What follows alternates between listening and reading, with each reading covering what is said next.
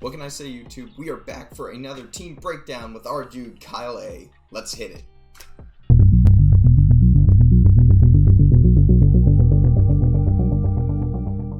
Alright everybody, here we are. We're breaking down another team. This time it's going to be the Miami Donphans, or Donphans. I always try and pronounce it that way just because Miami Donphans sounds, you know, it's fun. It's fun. The Miami Donphans and team coach, Captain KyleAye. Big thanks to him. Great team, great concepts. I'm a little worried about this team, but we'll talk about it as we get into it.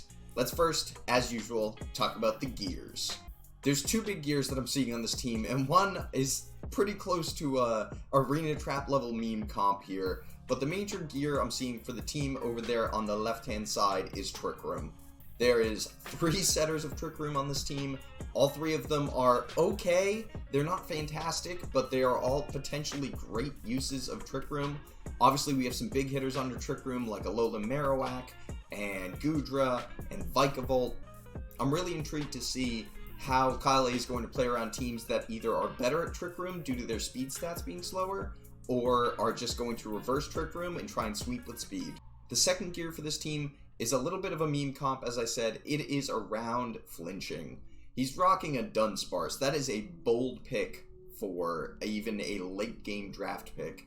And I'm really expecting there to be the potential for a Serene Grace flinch paralysis based Dunsparce coming in here and just trying to make sure nothing's able to get moves off and purely flinch his way to victory. It's a bold strategy, but we'll see if it pays off. Alright, let's talk Poke highlights here. Let's run through the list really quick. First up, he has our boy G-Max Rapid Strike Urshifu, the water typing one for those of you who don't know the difference. Obviously, great breaker for him to pick up. Fantastic with Surging Strikes being auto crit every time. I could even see him making a play of like minus attack, no speed Urshifu going with Krookodile out front for an anger point boosted Krookodile to come in and sweep. It would be a bold strategy with Krookodile being weak to it, but that is a surefire way to get a crit off on this team. Also, obviously, super strong in its G-Max form, ignoring max guards and protects. Not that it doesn't ignore protects in Dynamax form anyway, but ignoring a max guard on the G-Max Pokemon would be really potentially useful if he's got the offensive footing and wants to make sure he breaks the team.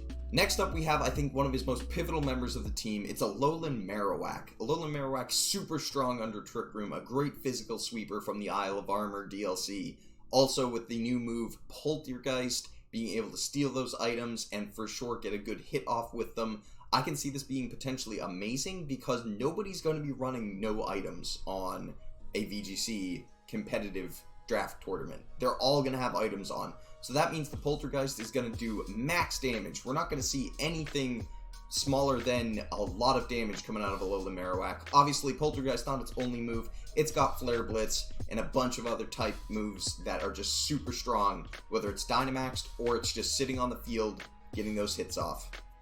Next up, we have one of my favorite Pokemon on this team, a close second to Amoonguss at this point. We have Tangrowth. Tangrowth, awesome grass type with Regenerator. It's very bulky, very strong in being a defensive wall, but it is a bit weaker overall than Amoonguss. It is, I'd call it the Amoonguss Light, just because it doesn't get access to Spore, but it does get access to Sleep Powder. It has knockoff and potential damage coming out with Power Whip. Still a great Pokemon and a great pickup, but definitely a weaker side of the defensive walls, unlike Amoonguss. Next up, we have Goodra, probably one of the worst things I've faced off against religiously in VGC competitive ladder climb.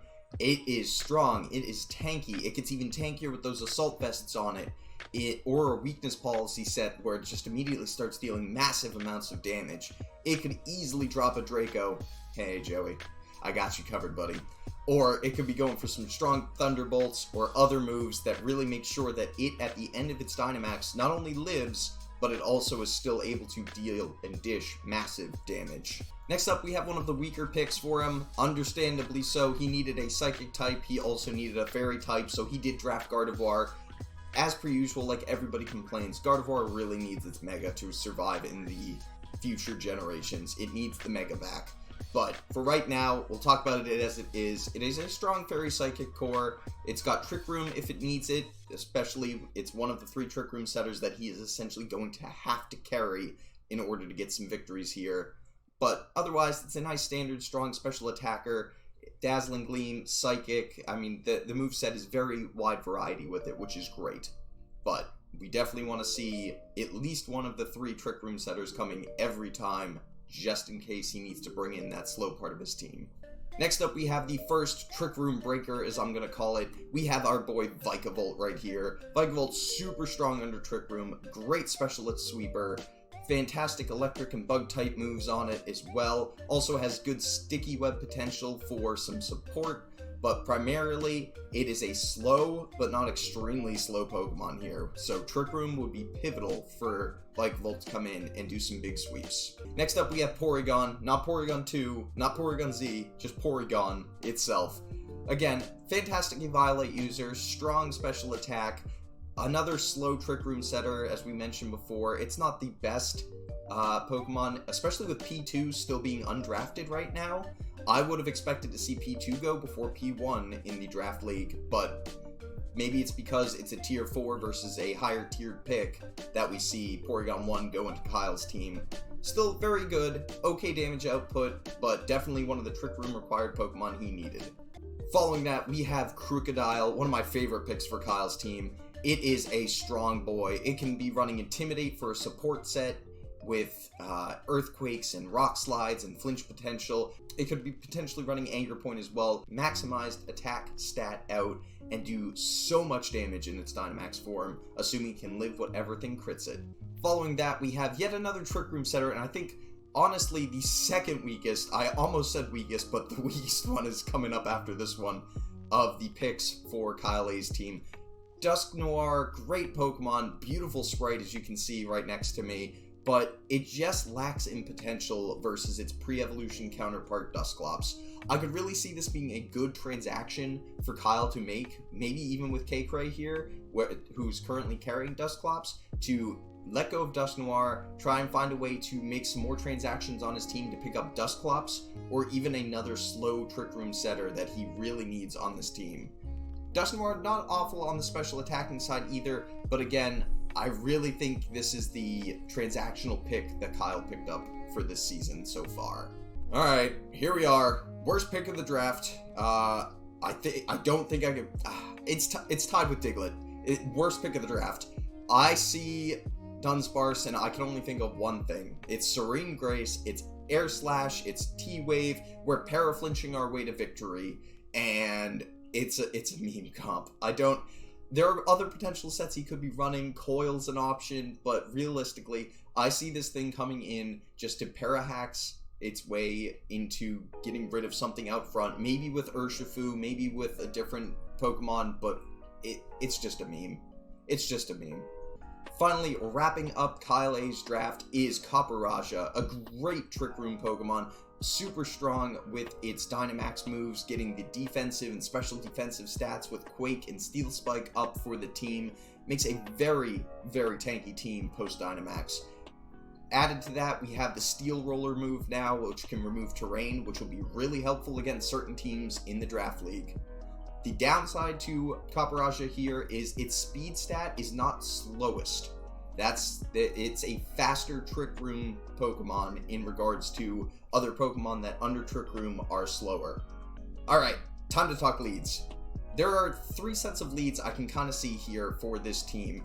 First set is based on Goodra and Porygon. I can see those two coming in, Goodra getting a nice Dynamax off, starting to deal in some massive damage, while Porygon is able to set up Trick Room for the late game for the rest of KyleAye's team in the back. It would be survivability right there. The Porygon obviously needs to go down relatively quickly, but he needs to make sure that he keeps Trick Room up here for that lead to be perfect. Next lead set I see right here is probably going to be the Tangrowth and Urshifu lead set. It doesn't have a lot of redirect potential, and so if he does not Gigantamax Urshifu immediately, I could potentially see that being a problem for this team, but the Sleep Powder knockoff potential here off of Tangrowth to be able to definitely get some heavy hits in with G-Max Urshifu might be enough damage to scare out a couple of baseline opponents and their original strategies. And finally, if I didn't mention it, the third, I don't even want to call it third lead potential. This is the meme potential again. I could see him leading out Dunsparce and just try and paraflinch everything in front of him. That plus a couple of protects off of the off Pokemon here, and we could see potentially the dumbest wins in the world off of a paraflinching Dunsparce. We'll have to see what happens. I'm excited to see whether KyleAye goes for the meme strats. Alright, time to talk gaps. Gaps, I can see one major one that kind of spreads across the entire team here, and we could talk about it a couple different ways. This team is so reliant on Trick Room that I'm super afraid of everybody just bringing the equivalent of a fast Trick Room reverse setter, the Mimikyus of the world, and KyleAye trying to come in, set Trick Room up, and get something Dynamax or Gigantamax and start dealing damage, but every turn he just gets immediately counter Trick Roomed and is slowly losing his Pokemon to the fact that he can't maintain speed control. Speed control is going to be key for this team, making sure that he is the slowest he possibly can when Trick Room is up, but also being fast when it's not. The last piece related to this is not the best Trick Room setters. Obviously, we talked about it before. He's got Dusknoir, not Dusclops. He's got Porygon 1, not Porygon 2. There are some transactions I'd really want to make for this team in order to really think, like, I know what I'm doing, and this is the best we can possibly get to it. It's not the worst team in the league, but I also don't think he did the best job drafting the best Pokemon to really make this Trick Room team have its full potential. Last up is our match to watch. The match to watch I'm going to give to KyleAye is going to be Kyle versus Moxie. Moxie's team is another great Trick Room team, and this is really going to turn into Battle of the Slow Kings.